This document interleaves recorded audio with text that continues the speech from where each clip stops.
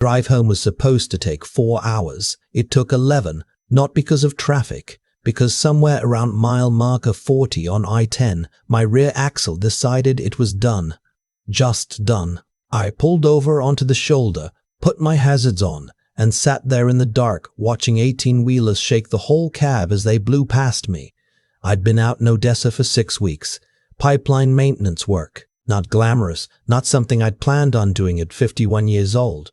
But the money was real, and my mortgage wasn't getting any smaller. My wife. We'd been separated for about 8 months at that point, still technically married, living in the same house but sleeping in separate rooms. She was home with our son. That was the arrangement. I go out, earn the check. She manages the house and makes sure our son gets where he needs to go. Connor was 13. I called the towing company from the shoulder and sat in the cab for 2 hours before the truck came. By the time we got to the shop in Ozona, it was past midnight. They told me the axle was cracked, couldn't touch it until morning. Parts would need to come in from San Angelo. Best case, I'd be out by noon the next day. I slept in the waiting room of that shop on a vinyl couch that smelled like motor oil and someone's old lunch. I didn't sleep much. I kept thinking about Connor. Specifically, I kept thinking about how the last time I'd called him, 4 days before, he'd sounded flat, not tired flat, which I could explain away. Something else. Like the connection had gone thin somehow. I'd chalked it up to him being a teenager. You know how it is. They stop talking. They pull away. I told myself it was normal. The parts came in at 10 the next morning. By 1 in the afternoon, I was back on the road. I called my wife to let her know I was heading home. She picked up on the 4th ring. "Oh," she said. "Just that." "Oh." "Axle cracked outside of Ozona. I'm on my way now." "Okay," she said. "I'll see you tonight then." She didn't ask how I was. She didn't say anything about Connor.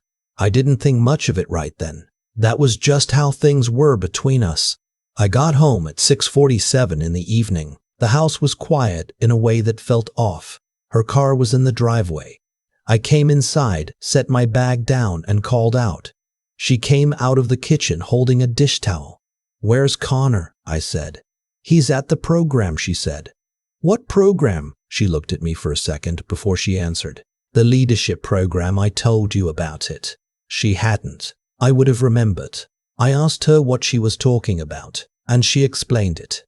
A little defensively, I thought, that it was a residential program for boys. Out near Kerrville. She'd enrolled him about 2 weeks after I left for Odessa. She said she'd found it through a woman from her church, that it was a 12-week program focused on character development and outdoor work. She said Connor had been struggling in school, and she thought the structure would do him good. 12 weeks, I said. That's the whole summer. It's a good program, she said. I want to call him. She said the program had a limited phone policy for the first 30 days. Something about focus and adjustment. She said we could call on Sundays, set hours. It's Thursday, I said. I know. I asked for the name of the place. She gave it to me, a little reluctantly, I thought. Summit Ridge Boys Academy. Out near Kerrville, she'd said. I went upstairs, changed out of my road clothes, and sat on the edge of the bed. I pulled out my phone and searched the name. The website was clean, professional. Pictures of boys on hiking trails, boys building things, a testimonial from a parent in Arizona. There was language about developing resilient young men and structured accountability environments. A section about their faith-based foundation. A section about their no phone, no outside contact policy as a therapeutic boundary. I kept scrolling. I found a forum post, then another, then a third. I read for about an hour. By the end of that hour, I was in my truck. My wife came out of the driveway when she heard the engine. I rolled down my window. Where are you going? She said. To get our son, I said. It's almost 8 o'clock at night. I know. You can't just show up there. There are rules. Tell me exactly where it is, I said, or I find it myself. She told me. She also told me I was overreacting. that I hadn't even met the staff, that I was making assumptions based on nothing. She said the woman from her church had sent her own nephew there, and he'd come back wonderful. She said I just didn't want Connor to grow up. I didn't argue with her. I just pulled out of the driveway. Kerrville is about 2.5 hours from San Antonio.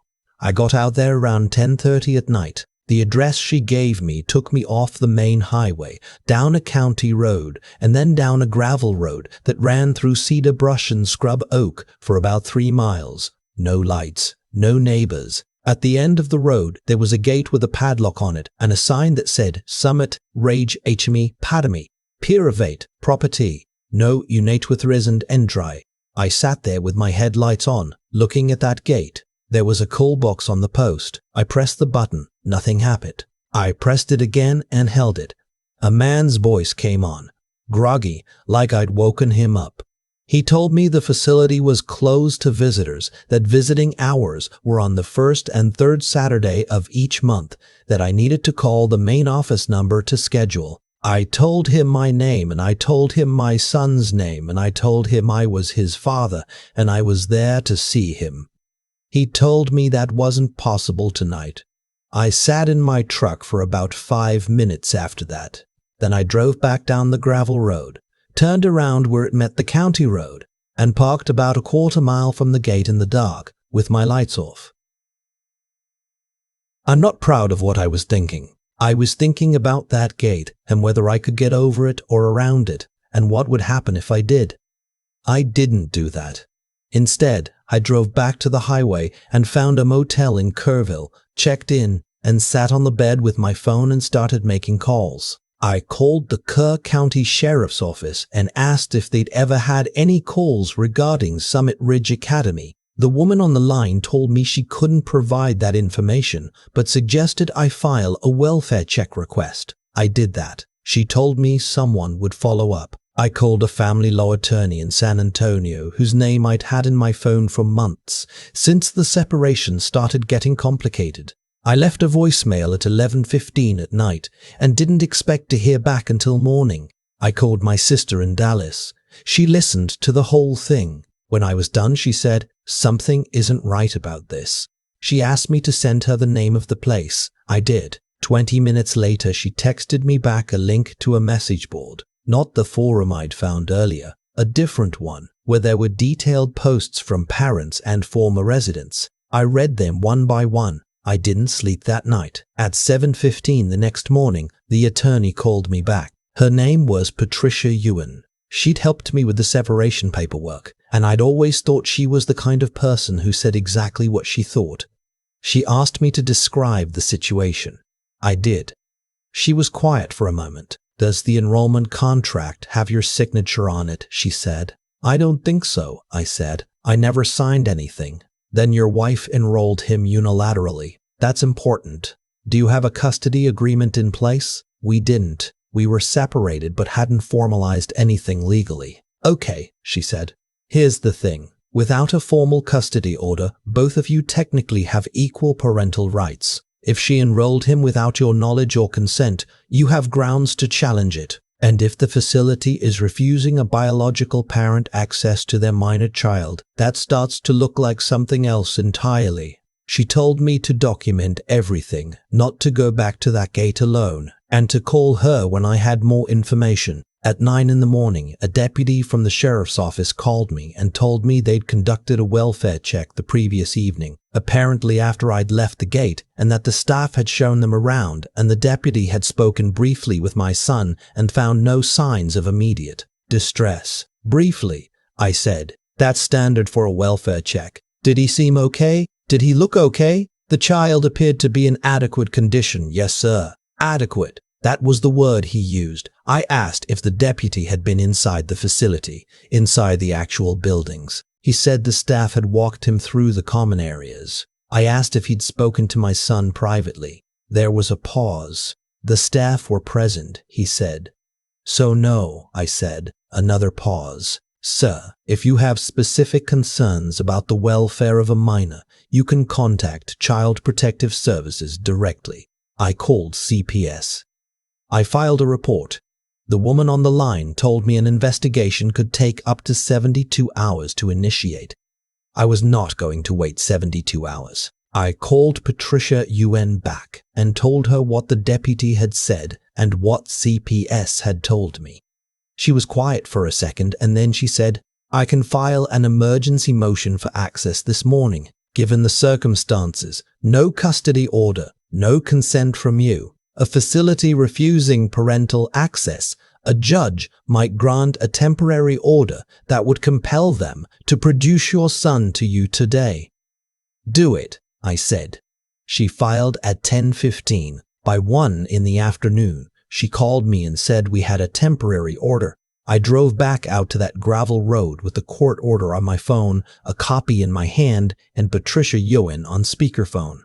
The same man from the call box, I found out later his name was Mr. Albrecht. He was listed as the program director, came out to the gate when I pressed the button. He was in his 50s, tan, wearing a polo shirt. He looked at the order. He looked at me. He said they had concerns about the legality of the document and would need to consult their legal team. I told him he had 30 minutes before I called the Kerr County Sheriff back and asked them to return with me. He went back inside. 24 minutes later, the gate opened.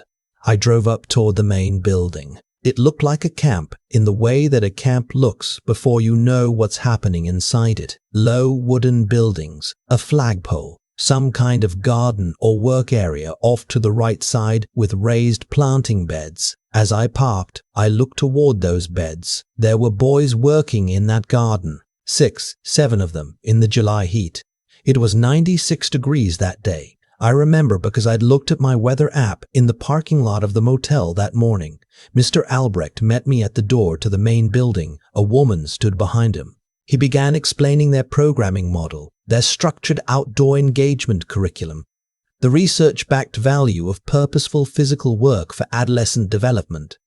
I wasn't listening. I was looking past him. "I'd like to see my son," I said. He had a staff member go get Connor. It took about 4 minutes. I stood in that entryway and counted them. Connor came through a door at the end of a hallway. He was walking slow, like he wasn't sure what was happening. He'd lost weight. I could see it immediately in his face and his arms.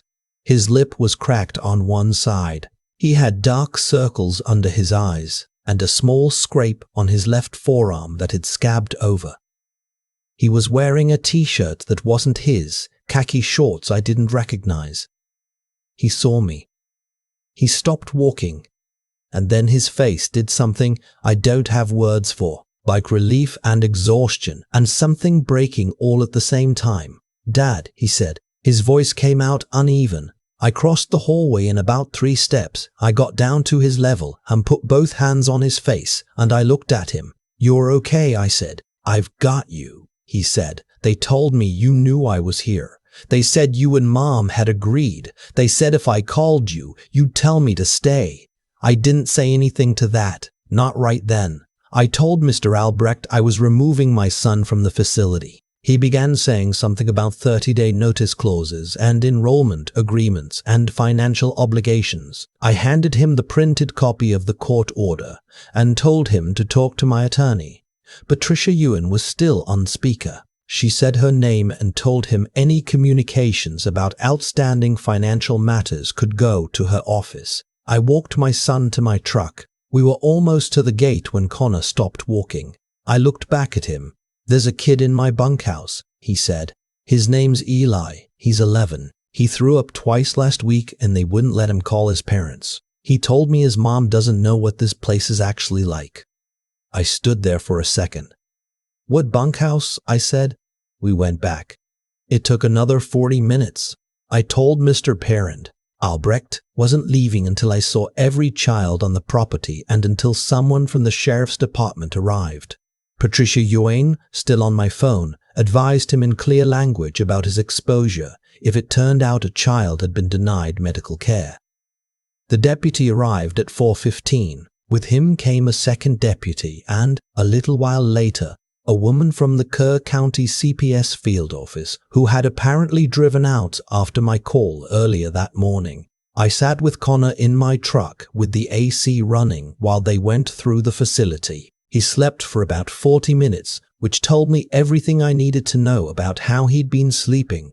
When he woke up, I asked him what they were eating. He told me. I asked him about the outdoor work. He said they were out there for 3 to 4 hours most mornings, including in the heat, and that boys who didn't perform their work assignments were put on something they called reflection protocol, which meant eating alone and not being allowed to speak to other residents. He told me about a boy named Eli, 11 years old, from outside of Houston.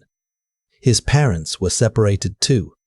His mother had enrolled him on the recommendation of a family counselor who, I later found out, received referral fees from the program.